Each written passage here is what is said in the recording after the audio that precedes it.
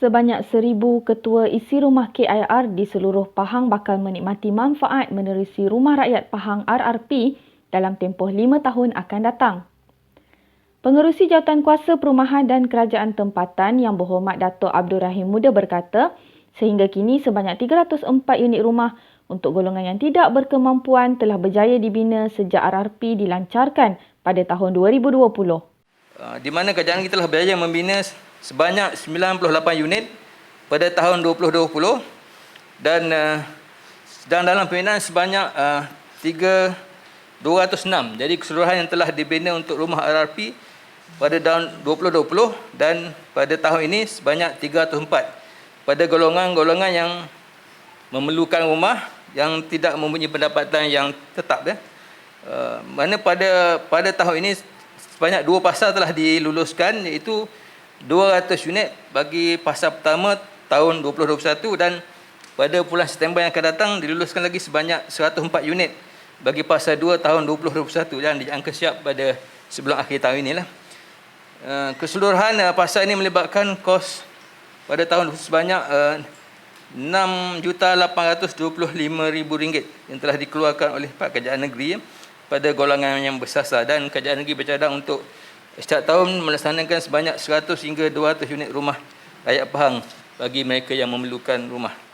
Beliau berkata demikian ketika membuat ucapan penggulungan pada mesyuarat pertama Penggal ke-4 Dewan Negeri Pahang ke-14 di Wisma Seri Pahang di Kuantan.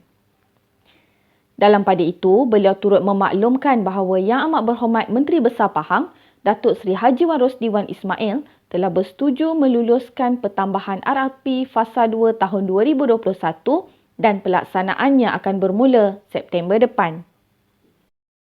Dalam usaha mendepani situasi pandemik COVID-19 ketika ini, kerajaan turut memberikan pengurangan 50% terhadap bayaran sewa rumah PAKR bagi tahun 2021 dan 2022 dengan melibatkan peruntukan berjumlah RM330,000.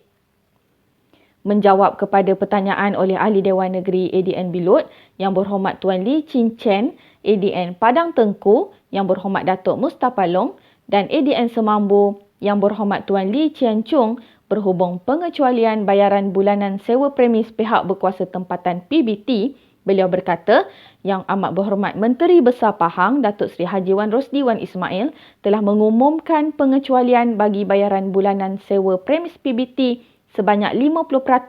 bagi Jun hingga September 2021 dengan jumlah keseluruhan 5.2